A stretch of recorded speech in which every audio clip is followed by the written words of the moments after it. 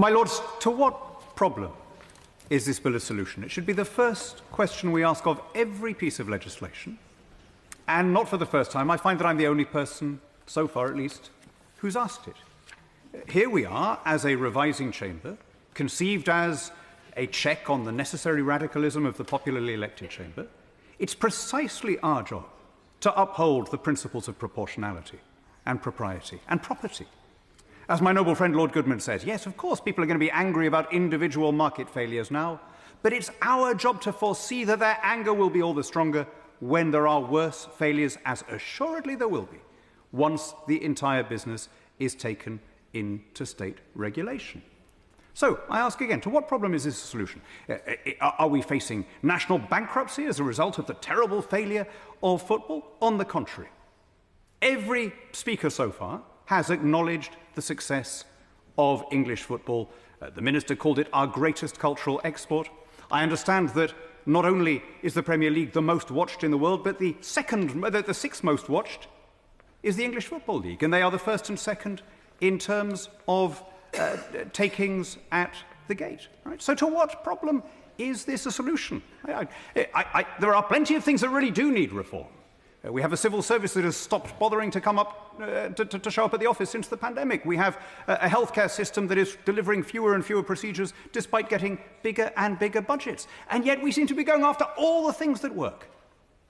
Whether it's the City of London or private schools, or now, outstandingly, what everyone agrees is the most successful football league in the world. So what is it that we're going to solve by doing this? Well, the bill talks about the one notional problem of clubs closing and being allowed to close, and the one that everyone keeps mentioning is Bury. But I can't help noticing that Bury is still there. It's a wonderful example of what Joseph Schumpeter would have called spontaneous order. Without any regulation, that was solved.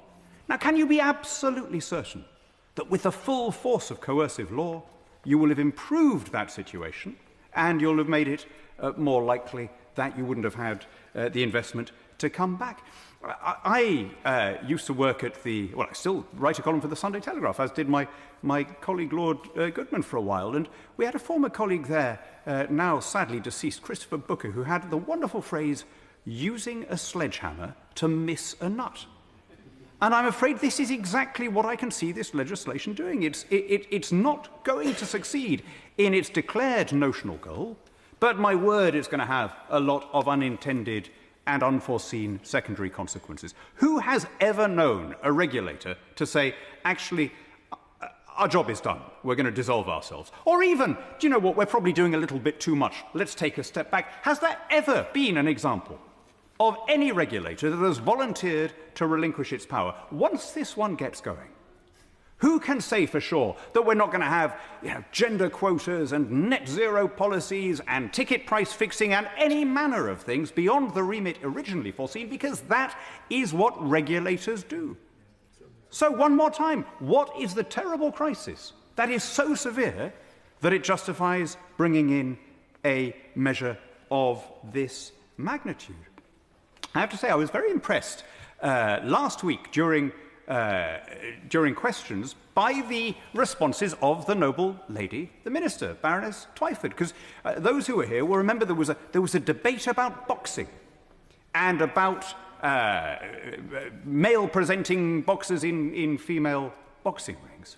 And despite a great deal of moral fervour, or moralistic fervour better described in the chamber, the noble lady, the Baroness, quite properly stood by the principle that it was not for governments to tell independent sporting federations what rules they should follow. That's been a pretty good principle in this country. My Lords, what? Of course.